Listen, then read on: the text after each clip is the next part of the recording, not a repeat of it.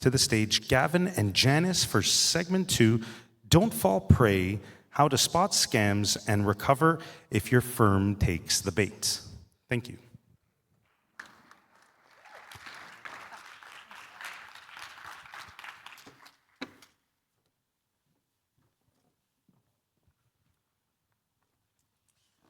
Awesome. Hello, everybody. How's lunch? Good. Yeah, a couple of woos. Awesome. Janice, hi. Hi. Welcome Nice to meet you, Gavin, in person. Yeah, in real life.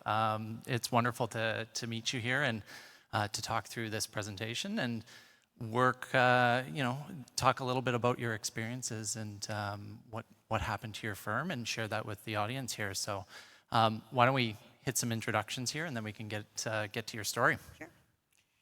So my name is Janice Dantas. I'm Filipino, so that's why Apple is there. That we all have nicknames.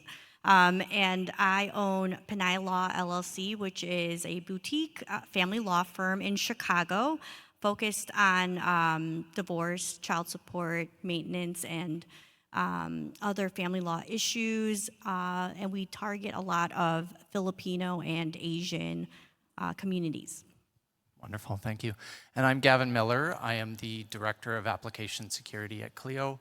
My intro to people that I'm interviewing is I help keep the bad guys out of CLE and your data in CLE.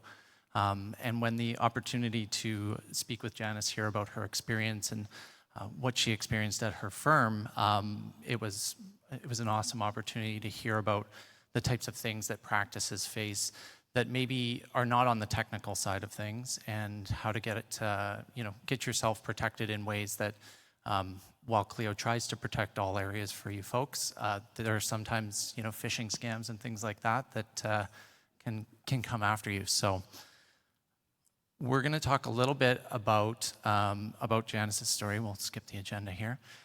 Janice is going to share with us. Do you want to start off with your story and what happened to your firm? Yes. And this just happened last year. So I've had coaches say, scams, it's not a matter of if, it's a matter of when. And that's true. Every day you see scams happening to elderly people, and it's in the newspaper. And what happened with our firm, so we service a lot of Asian and Filipino communities, and it's not unusual for us to have international clients, especially in the area of divorce. In divorce, in the Philippines, it's still illegal. So we do help a lot of people in that area. And one time we did have an international client last year, and this person talked to them on the phone. They had all the paperwork. They said that they were, it was a kind of case type we did. Someone was not paying their alimony or child support. And it looked legitimate. We had their IDs, we had everything. And we did notice a few things, just some red flags that we are addressing is that, we had a hard time meeting this person on a Zoom call or Gmeet. They were always busy. And they wanted to secure us for their case to try to chase after this past due payment to them. And then some time goes by, and then our firm also gets a call from the opposing party, which also is not unusual. They said, oh, my wife said that you've been retained, so, I just want to, settle this. And so we called, and they said that they would tender a payment. And I was like, oh, okay, this seems like pretty good case. It's going to resolve. And then we do get a check in the mail. And it looked legitimate, and so we did, and we deposited it, and this is a pretty large amount. So how much was the check? It was for I don't remember the exact amount, but it was a six-figure balance. So so we deposited the check, and then it cleared. It cleared with the banks, and then what you usually do is you do a power of direction, and we talked with our client, and we asked where she wanted her portion set, and then we were going to take our share, and we did all that, and we had requisite time for it to clear and everything, and then And then all of a sudden, after we do the wire, the bank is panicking and they're calling me and they're saying that, yeah, so that was a bad check. It was a bad check, and we're taking all these funds out. And so I'm panicking, and then I talked to the client, and it was really when I spoke to her, and she's like, "Oh, yeah, we'll get it taken care of." And then I was like, "Wait, I think I've been scammed." So it was after all that talking, all of that, it just dawned on me like, oh, they were in cahoots against me. And then, yeah, so it was, I'll just tell you what we lost. It was a $50,000 loss to our firm. So I talked to the Chicago Police Department, we had the FBI involved, and we were able to stop some of it, but it was still a $50,000 loss to us. And then we were just looking through our processes and seeing what we could have done to improve it, and then also just what support we have. So one thing that I realized is that, I had insurance. I have like business insurance and I had malpractice insurance, but I did not have insurance for this kind of scam. So I couldn't use my malpractice insurance because I did not commit any malpractice. There was no overdraw of our IELTA, so I couldn't use that. And then our business insurance, it covered things like, if someone tripped and fell in our office or something like that. So I didn't have that. And then I started digging, and there is actually special insurance for these kinds of social engineering scams. And to go back a little bit to the beginning of the story, you said there was a little bit of red flags. There was something that you felt was off. Can you describe what that was? Yes. So the first thing that we found, and this person spoke to almost everyone in our firm, very friendly, is that we were trying to get a Zoom or a virtual meeting. This is, it was still, we were still doing a lot of that. And they would get scheduled, but then they couldn't make it. So then we were having trouble seeing them or setting up a meeting. And that was the first kind of, maybe she's busy, but then that was the first red flag. So now what we do is we make sure that we meet them either virtually or we are able to interact with them and see them face to face in that sense. We have staff in the Philippines and we do a lot of work with Filipinos. I have my staff meet them in the Philippines. So that way we can vet them. But that was one of the first red flags, was that if you have someone who's they don't want you to see them, that's definitely a red flag. And did that, was there anything else that you kind of, in your gut, you went, something feels off? Like, was there any other telling signs, or did you feel like this was a very, normal part of business? Another thing that I noticed was the check was from Scotiabank, which is, it was not an American bank, but I have family in Canada, so I was familiar with the bank, but so now we're very careful with any sort of international transactions. And what's great about CLE is they actually have that with their CLE payments. When there's some payment coming from a country, you have to authorize it. So. Yeah. And so as part of your business now, have you switched? I'm from CLE. I'm going to do the little CLE plug. Have you switched to CLE payments fully, or do you still take checks? So we don't take checks at all. Not at all. After this happened, I did a lot of research on checks and check payments, and it's the most insecure form of payments. I can't believe that the U.S. government still allows it. So we don't do that at all, at all. Even if it's a small payment, you could see even the title companies, they don't take checks. You have to have a wire transfer if it's over $50,000. So there's a reason for that. And so we stopped taking checks. We do everything electronically. We do take an e-check because it is verified through CLE payments and credit cards. I'd rather take cash than a check. So if it's someone's coming in with a $300 check, I say if the bank's right here, you can just bring cash. And as you've gone through this process, and obviously you're sitting up on stage with us today, and sharing your story with a lot of people. Like, has it been difficult? It's vulnerable to sit on stage and be like, I lost a whole bunch of money. Yes, it is not the most comfortable, or it's not something I'm proud of. You think that you're an attorney, right? And you've gone to law school, you went to a really top school, that these scams don't happen to you, right? And a lot of people think that scams are these hackers in the background trying to break code. Most of the scams that we see, or I'm seeing, is called social engineering, which is basically a fancy word for trickery.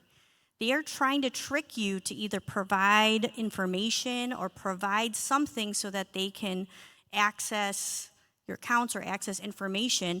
And you see it all the time. You'll get this text message or an email.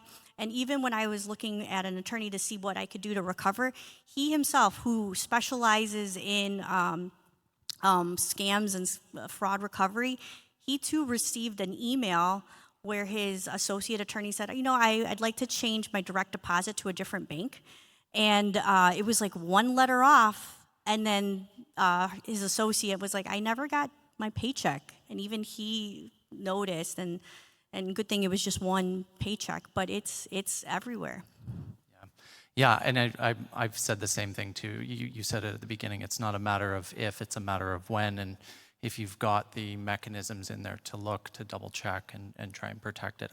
Last year on stage, I admitted to being phished and thankfully catching it further down the line. But it is inevitable. How are you working now to protect yourself so that you're not falling victim to the when?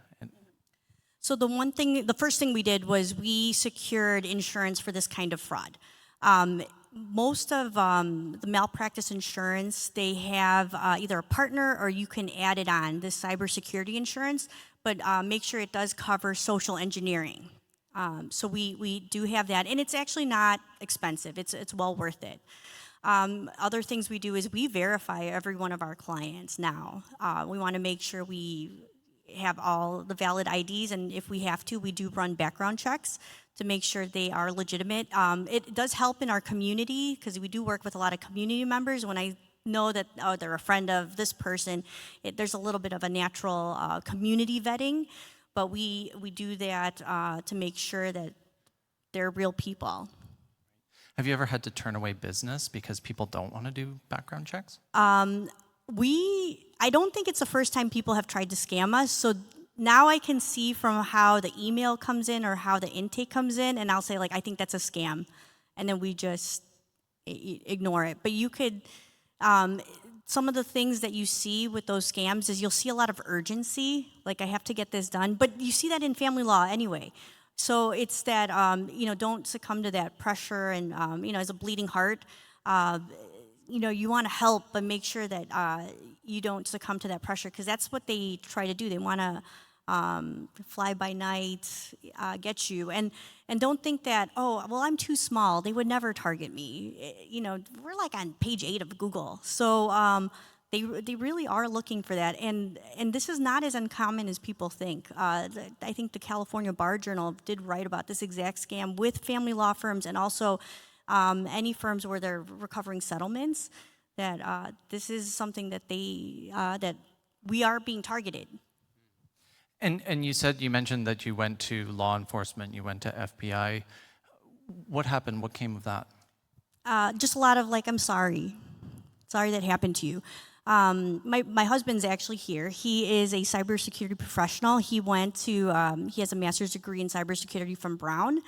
And actually, it was one of his friends who was able to help recover some of it from the other bank. And really, it's a lot of I'm sorry. And unless you're losing $250 million plus, there's really not much you can do. It's such for them, it's a small case.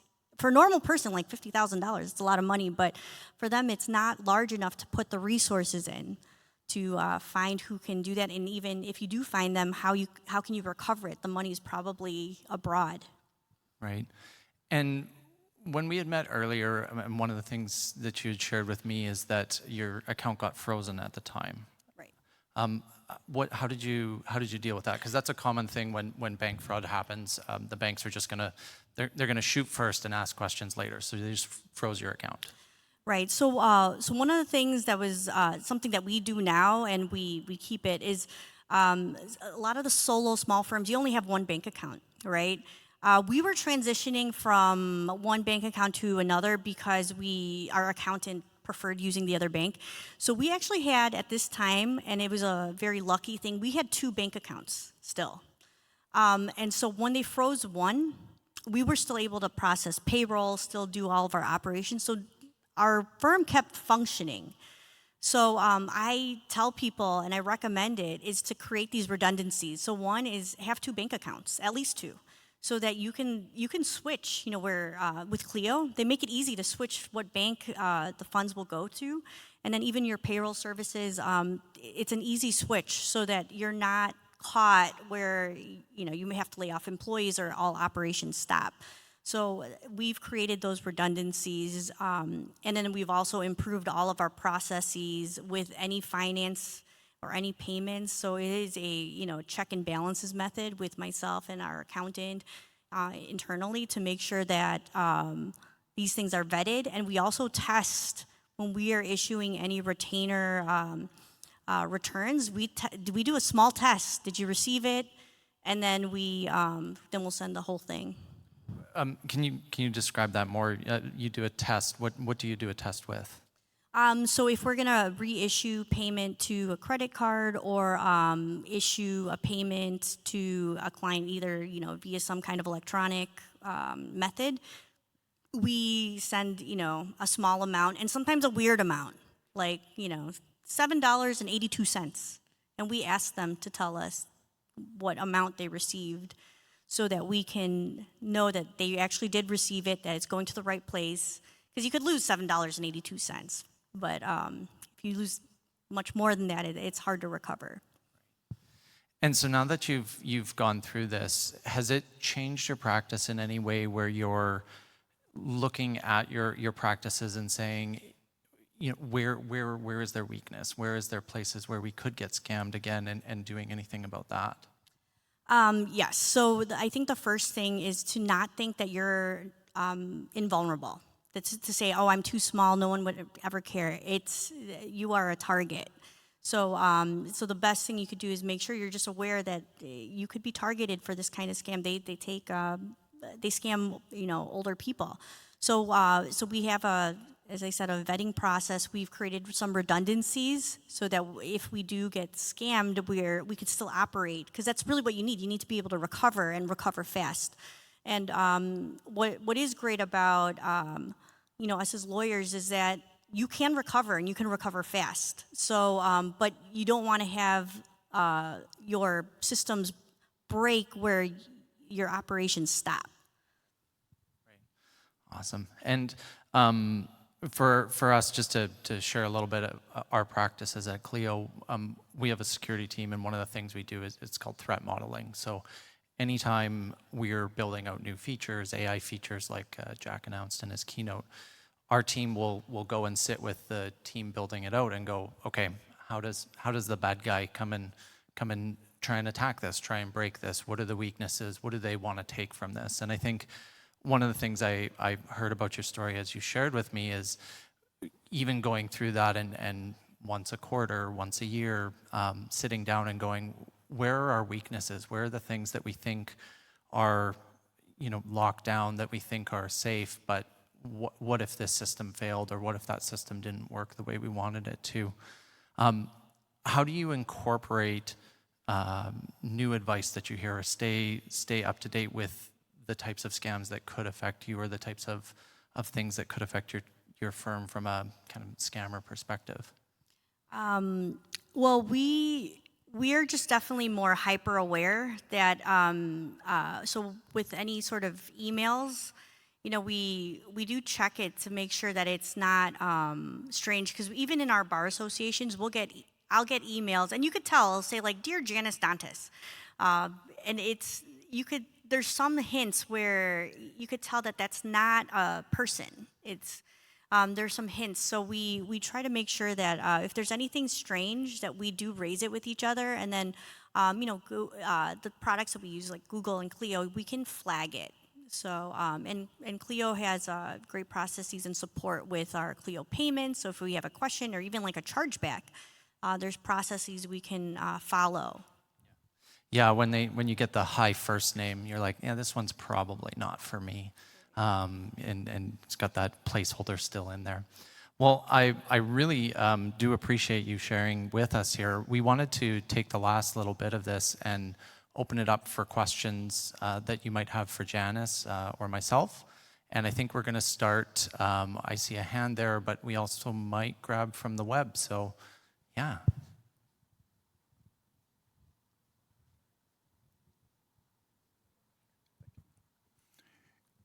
Yeah, my name is Alexander Erlin, and I want to thank you for coming out here. It takes a lot of guts to come out and basically tell your story, especially when the story might not be a pleasant one, but thank God it does have somewhat of a happy ending. My question to the, I'm sorry, I didn't catch your name, Clio guy.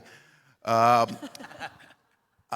use the, or Cleon, as we call them. I actually use the Clio processing, and as I'm listening to this story, I have a law enforcement background, and I'm analyzing.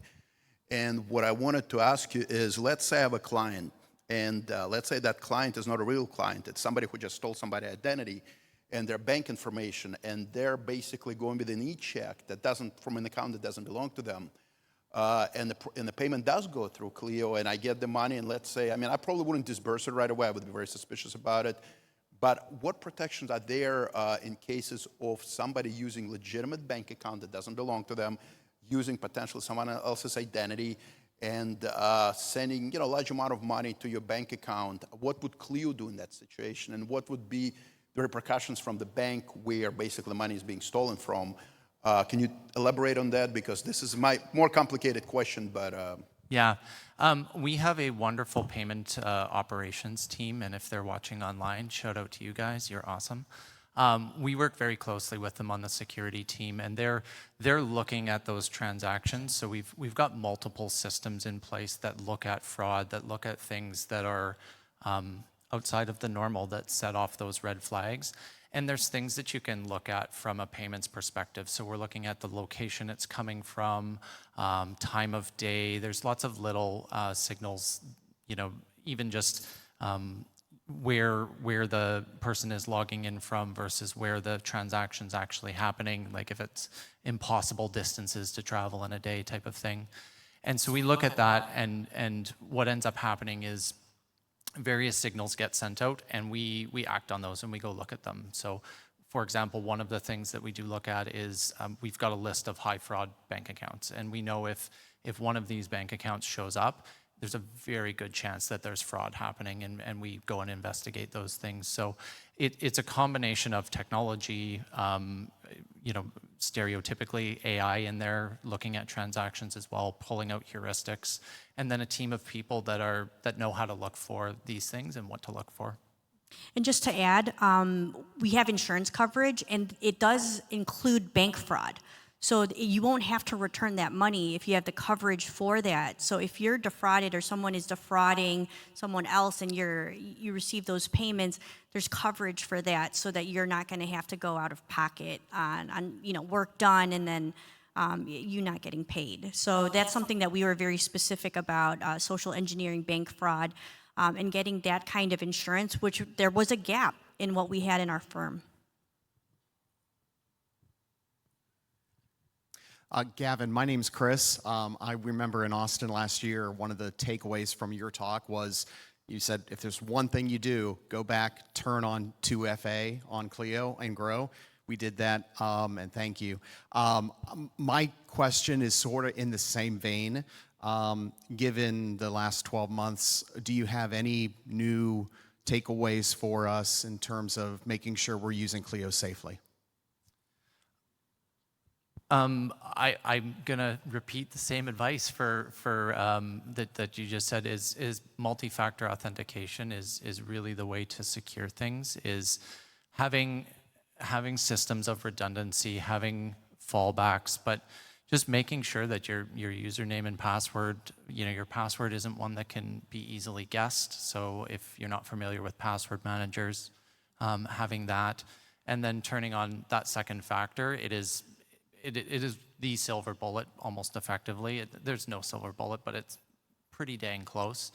And there's some changes we're making and rolling out in the next little bit to start looking at that, because that's just where we see folks getting attacked is you reuse your username and password on LinkedIn or Netflix or Hulu, whatever service, and one of those databases leak and people try and get into Clio. And obviously we've got protections in place for that, but there's only so much we can do if somebody gets your username and password. So yeah, multi-factor. Yeah. And then I saw in Clio, and you could verify this, Gavin, is that you have some roles, and you could limit at certain people's access based on role. And we do that. So some certain staff members, they don't get to see everything that see myself or my senior associate would see, so that if there is a vulnerability with a support staff member, that they won't necessarily have the ability or the access to accidentally provide information that could have us vulnerable. Yeah, that's a wonderful point, and we've just released a new roles and permissions feature within Clio. It's something that's been a long time coming, and a lot of folks have really wanted. And the idea that Janice is talking about here is known as the principle of least privilege. And what you want to do is you want to give as minimal privileges as possible. And one example, like I cannot get into a production database and go look at any data. There's maybe 10 people in the company that can do that. They're all highly vetted, highly trusted, like employees for multiple years. You only ramp up trust as years accumulate and that type of thing, and that's one mode of protection as well. So security is all about layers, putting different layers in place, checks and balances like you talked about, so that you can secure your firm. And we do that too with checks and balances. Is we'll get an email, and I will call and say, "Did you send me this email that says this?" And a lot of times it is, "Oh yes, that's from you." Okay, so we can move on. And it's sometimes it's just that simple. All right, we have time for one more question, and we'll take it from the virtual room. Elizabeth has the question: why didn't the bank know immediately it was a fraudulent check? It sounded like at first the bank cleared it, then tried to claw it back. How did they clear it in the first place?